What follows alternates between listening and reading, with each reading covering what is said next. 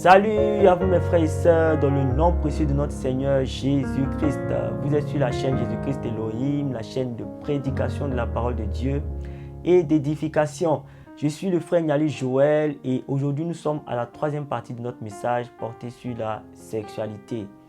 Avant toute chose, je voudrais partager une nouvelle assez triste, une nouvelle qui m'a beaucoup attristé. Il s'agit du décès de mon père spirituel, l'apôtre CI. Quelqu'un qui m'a beaucoup appris, quelqu'un qui a été un véritable amour dans ma vie et aujourd'hui le Seigneur l'a rappelé à lui. Toutes mes pensées et mes prières vont à l'endroit de sa famille biologique, de sa femme, de ses enfants, ainsi qu'à sa famille spirituelle. Il faut dire qu'il avait beaucoup d'enfants spirituels, il avait énormément d'enfants spirituels et aujourd'hui le Seigneur l'a rappelé à lui. Et j'ai cette ferme conviction qu'il est auprès de notre Seigneur Jésus-Christ dans le royaume céleste. Je bénis le nom du Seigneur parce que tout ce qu'il fait est bon. Et tout ce qu'il fait, même le fait de rappeler son serviteur, est bon. Gloire lui soit rendue. Amen. Nous allons partager, comme je l'ai dit tantôt, la troisième partie de notre message porté sur la sexualité. Mais avant cela, nous allons faire un petit récapitulatif du message passé. Nous avons vu la sexualité par la masturbation. Lorsque cette sexualité est mal orientée et que nous finissons par nous masturber. Donc nous devons nous en départir, nous devons nous en départir véritablement de cette pratique-là. Si toi, le chrétien, tu t'es mis à faire cela, il faut en sortir. Et j'aimerais lancer un message à toutes ces personnes désireuses de rester chastes jusqu'au mariage. Vous faites bien de le faire. Mais n'allez pas assouvir vos désirs sexuels à travers la masturbation. Parce que si vous le faites, votre chasteté n'aura aucune valeur. Aucune valeur. Parce que la valeur de la chasteté, la grandeur de la chasteté, la beauté de la chasteté réside dans le fait de pouvoir tenir pendant les moments de tentation. Pendant les moments d'épreuve, lorsque vous êtes éprouvé par le manque de sexualité dans votre vie et que vous résistez, c'est là que votre chasteté prend beaucoup plus de valeur. Et puis, ayez les regards tournés vers le Seigneur qui vous ouvrira les portes du mariage au moment opportun, afin que vous puissiez assouvir vos désirs sexuels de la plus saine des manières. Gloire à Dieu. Comme je l'ai dit tantôt, nous allons partager la troisième partie de notre message porté sur la sexualité. Et cette fois-ci, ce message sera orienté vers la famille, la sexualité sur le plan familial. À travers l'histoire que mon ancien professeur d'SVT de 3e m'a raconté. Ça date d'il y a plus de 20 ans. Mais il faut dire que par rapport à ce sujet, cette histoire est toujours d'actualité. Il dit qu'il était stagiaire dans un hôpital. Il était au laboratoire de cet hôpital et un jour, ils lui ont confié un dossier. C'était l'échantillon du sang d'un papa, d'une maman et de leur enfant. Voilà, une famille. L'enfant avait besoin de transfusion sanguine. Donc, il devait voir si les deux parents étaient compatibles pour pouvoir effectuer cette transfusion. Donc, il a fait les analyses dans le laboratoire. Et il s'est rendu compte que les deux parents ne pouvaient pas donner de sang à leur enfant. C'est chose bizarre. Un, c'est compréhensible, mais deux, c'est bizarre. Donc, il a fait des analyses un peu plus poussées. Et à travers ces analyses plus poussées, il s'est rendu compte que le père n'était pas le véritable père de l'enfant. La mère, oui, c'était son fils, mais le père n'était pas le véritable père de l'enfant. Et quand il a fini, il a produit les résultats comme ça. Dans son inexpérience, il a approché la mère parce que c'est elle seule qui est venue chercher les résultats. Il a approché la mère et il lui a dit ça directement. Il lui a dit, madame, on a fait les analyses pour voir si vous étiez compatible avec votre enfant. Et nous nous sommes rendus compte que ce n'était pas possible. Et c'était chose bizarre. Donc, on a fait des analyses assez poussées. Et nous nous sommes rendus compte que ce n'était pas l'enfant du monsieur, ce n'était pas l'enfant de votre mari. Donc, quand la femme a entendu ça, elle a tenté de l'intimider par des menaces, parce qu'elle s'est énervée. Non, vous n'avez pas le droit de faire ces recherches-là. Effectivement, c'est son inexpérience qui l'a poussé à faire ce genre de recherche. Mais voilà, c'était déjà fait. Donc, elle a commencé à le menacer, elle a commencé à tenter de l'intimider. Lorsqu'elle a vu ou lorsqu'elle s'est rendue compte qu'il ne cédait pas à l'intimidation, elle a commencé à élever le ton. Elle a commencé à crier sur lui, à le traiter d'incapable, d'incompétent, à traiter même l'hôpital d'hôpital incompétent. Donc, ces cris ont alerté le directeur du laboratoire. Donc, quand il est sorti, il lui a demandé, mais madame, qu'est-ce qui se passe? Elle ne voulait rien savoir, elle criait, et il a demandé au stagiaire, mais qu'est-ce qui s'est passé? Et le stagiaire a expliqué ce qui s'était passé. Donc, ils ont calmé la dame et le directeur a dit à la dame, madame, vous auriez pris vos résultats et que vous seriez rentré à la maison, cela n'allait pas se savoir, rien n'allait être fait. Mais dès l'instant où vous avez créé un scandale, dès l'instant où vous avez ameuté les gens, regardez autour de vous, il y a plein de personnes qui sont venues regarder comme ça ce qui se passait et vous avez traité l'hôpital et le stagiaire d'incompétent. Et ce qui fait que nous allons tirer cela au clair. Nous allons tirer cela au clair. Si vraiment les résultats qu'il a produits sont le fruit de son incompétence ou sont le fruit du fait qu'il a fait normalement son travail. Donc cette fois-ci, je vais vous donner rendez-vous demain et vous allez venir avec votre mari.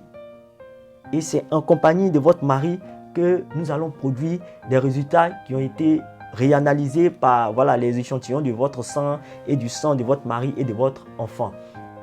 Donc le lendemain, elle est revenue avec son mari, elle est revenue avec l'enfant aussi. Et cette fois-ci, sous la supervision du professeur, le stagiaire a repris les analyses. Et les mêmes résultats sont tombés. Donc quand le directeur a pris les résultats, il a dit au monsieur, voilà ce qui s'est passé derrière vous. Et aujourd'hui, nous avons repris les analyses. En temps normal, mon stagiaire ici présent ne devait pas le faire, mais il a fait. Il a fait et voilà ce qui est sorti comme résultat. Il savait que l'enfant qui est là n'est pas le vôtre. Quand il a dit ça, le monsieur a baissé la tête. Après quelques secondes, il s'est levé et il est parti. Lorsqu'il est parti, sa femme et l'enfant l'ont suivi. Et mon professeur d'SVT m'a dit comme ça qu'ils ont cherché à savoir ce qui s'était passé. Et les nouvelles qu'ils ont eues, c'est que le monsieur a renvoyé la femme, l'enfant et les deux autres enfants, les deux premiers enfants qu'ils ont eus. Parce qu'il s'est dit que si elle était capable de tricher avec le dernier, forcément, elle a fait avec les deux premiers. Et voici comment une famille a été disloquée par l'infidélité d'une femme. Ce n'est pas forcément la femme qui est visée, mais ça pouvait être aussi l'homme. Hein? Voilà, sauf que cette histoire concernait la femme. Voilà, donc nous allons lire un verset en rapport avec cette histoire que je vous ai racontée. Et puis après, je vais continuer l'explication. Il s'agit d'Hébreux 13, le verset 4. Que le mariage soit honoré de tous et le lit conjugal exempt de souillure, car Dieu jugera les impudiques et les adultères. En fonction de l'histoire que je vous ai racontée, en fonction de ce verset, j'ai quelque chose qui est en moi qui me touche un peu, que je voudrais vous demander en fait. On a l'habitude d'entendre dire qu'on ne se marie pas par révélation. Mais la question que je voudrais vous poser, c'est comment éviter les impudiques et les adultères? Comment éviter un homme infidèle ou une femme infidèle? Comment? Parce que je n'ai jamais vu de personne regarder une personne comme ça et puis connaître directement la nature de cette personne, le comportement de cette personne sans avoir vécu avec elle. Laissez-moi vous dire que dans l'église de Jésus-Christ, il y a deux types de mariage. Deux. Le premier que je vais citer, c'est qu'un homme et une femme vivent maritalement ensemble. Ils vivent ensemble en couple sans être mariés. Et par la suite, ils croient au Seigneur Jésus-Christ. Ils ont cru au Seigneur Jésus-Christ, ils ont été évangélisés et ils rentrent dans l'église. À un certain moment, l'homme décide de régulariser sa situation. Là, il décide d'épouser la femme. Mais lorsqu'ils sont devant le maire ou devant le pasteur pour célébrer leur mariage, l'homme sait qui il a en face de lui. La femme aussi sait qui elle a en face d'elle. Voilà. Tous deux se connaissent. Ils ont vécu ensemble. Ils ont eu toute la latitude de connaître leur comportement. Donc, ils savent qui est en face d'eux. Et il y a ce second mariage qui est le mariage du frère qui est dans la chasteté et la sœur qui est dans la chasteté. Les deux ne vivent pas ensemble. Donc, véritablement, ne se connaissent pas.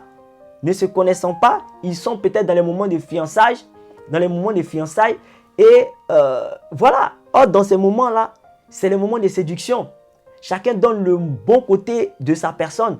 Le frère ne peut pas savoir qui est la sœur en réalité et la sœur ne peut pas savoir qui est le frère en réalité. Si on ne se marie pas par révélation, comment le frère saura que cette sœur n'est pas faite pour lui? Comment la sœur saura que ce frère n'est pas fait pour elle?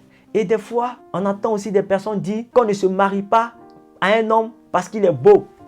Qu'on ne se marie pas à une femme parce qu'elle est belle. Mais si on ne se marie pas par révélation, si on ne se marie pas par l'apparence, sur quelle base devons-nous nous marier? Sur quelle base?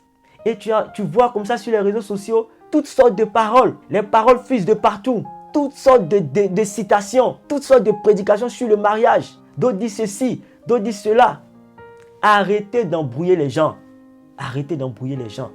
Moi, je crois fermement au mariage par révélation. Parce qu'il n'y a que le Seigneur qui puisse voir l'intérieur d'une personne, la réelle nature d'une personne et nous la révéler. C'est très important. C'est tellement normal. Oui, parce qu'il faut se confier au Seigneur. Lorsque nous sommes dans son église, tous ceux qui sont dans l'église du Seigneur Jésus-Christ doivent se laisser guider par son esprit dans le choix de leur conjoint. Sinon, tu vas te retrouver à pleurer. C'est très important de se laisser conduire par le Saint-Esprit pour éviter les impudiques et les adultères. Voici un homme qui s'est retrouvé avec une femme qui a été infidèle. Elle n'avait pas su que cela allait se savoir à travers une transfusion sanguine, à travers l'analyse de leur sang. Elle n'avait jamais imaginé que cela allait se savoir par ce moyen-là. Faisons très attention. Prions le Seigneur. Prions énormément le Seigneur. Oui, parce que à ça, à la révélation, soit par le songe, par la vision, nous devons ajouter beaucoup de moments de prière afin que Dieu nous donne la sagesse de l'interprétation. La sagesse de l'interprétation. Sinon, tu vas te laisser flouer par le diable. Si tu n'as pas la sagesse de l'interprétation, tu vas te laisser flouer par le diable. Savoir interpréter aussi les songes et les visions est très important. C'est très important. Parce qu'il ne faudrait pas comme ça se laisser emporter par une révélation. Parce qu'à travers la révélation, si tu n'arrives pas à bien interpréter, là ça sera très difficile pour toi. Ça sera très difficile pour toi. Parce qu'il y a beaucoup de menteurs. Assez de menteurs. Plusieurs personnes comme ça se sont retrouvées devant des femmes en leur disant « Dieu m'a dit que c'est toi que je dois épouser ». Ce sont des menteurs. Et c'est sur ça certaines personnes se basent pour dire qu'on ne se marie pas par révélation. Mais moi je dis que c'est faux. Montrez-moi quel compartiment de l'église qui n'a pas été perverti. Quel don spirituel qui n'a pas été perverti. La prédication a été pervertie. Plusieurs prêchent pour leur propre intérêt. Alors que cela doit être inspiré par le Seigneur Jésus-Christ. Beaucoup prêchent pour leur propre ventre. Les dons spirituels. Beaucoup mentent dans le parler en langue. Mais est-ce que cela empêche les gens de parler en langue? Est-ce que cela empêche les gens de prêcher ou d'écouter la parole? Est-ce que cela empêche les fidèles de se confier au Seigneur? Malgré qu'il y ait des faux pasteurs, malgré qu'il y ait des faux chantres, malgré qu'il y ait des fausses personnes qui servent le Seigneur. Non. Donc ce n'est pas parce que certaines personnes ont menti sur des révélations par rapport au mariage que tu vas dire que le mariage par révélation n'est pas bon. C'est le meilleur moyen pour trouver sa femme, pour trouver son mari. C'est le meilleur moyen. Sauf qu'il faut ajouter à ça la prière. Il faut beaucoup prier. Il faut énormément prier pour que la révélation véritable du Seigneur descende dans ta vie. C'est très important pour toi. C'est très important pour moi. Parce que moi aussi, je suis concerné. Votre serviteur est concerné par ce message. nous devons nous confier uniquement au Seigneur Jésus-Christ. C'est lui seul qui pourra nous diriger. Et éviter d'écouter des personnes qui vont vous dire ceci, qui vont vous dire cela. Non. Moi, j'ai connu des personnes qui ont fait leur choix et ces choix ont étonné tout le monde. Non, il ne ressemble pas à cette femme. Non, cette femme ne ressemble pas à ce monsieur. Pourquoi elle a accepté? Pourquoi il a voulu prendre cette femme pour épouse? Mais à un certain moment, on se rend compte que l'homme ou la femme a tiré le jackpot. Elle a tiré l'homme idéal. Il a tiré la femme idéale. Le temps nous l'a démontré. Moi, je connais beaucoup de personnes comme ça, dont les choix étaient discutables au départ. Mais après, tout le monde s'est rendu compte qu'il avait fait le meilleur choix ou elle avait fait le meilleur choix. Mais lorsque tu t'approches de ces personnes pour leur demander, la plupart de ces personnes, moi, m'ont dit qu'ils ont fait leur choix par révélation. C'est le Seigneur qui leur a révélé cette femme. C'est le Seigneur qui leur a révélé ce mari. C'est vrai que par moments, il y a des personnes qui sont bien à l'intérieur, qui se marient et puis au cours comme ça des événements, certaines choses les transforment, certaines situations les transforment. Mais tout cela, le Seigneur peut nous permettre de parer à cela, peut nous permettre d'éviter cela à travers la prière. Toujours la prière. Ma petite expérience m'envoie vous dire de beaucoup prier. Vous devez beaucoup prier parce que c'est le Seigneur qui révèle. C'est le Seigneur Jésus-Christ qui révèle. Confions-nous à Dieu. C'est très important pour nous. Confions-nous au Seigneur Jésus-Christ. C'était le message que je voulais partager avec vous. J'espère que vous avez été édifiés. Il faut dire aussi que voilà, c'est le dernier message. C'est la troisième partie et la fin. Donc, rendez-vous est pris pour un autre message. D'ici là, portez-vous bien et sachez une chose, quel que soit ce qui vous est arrivé, quel que soit ce qui vous arrive, quel que soit ce qui vous arrivera, vous devez toujours garder la foi. Allez, au revoir.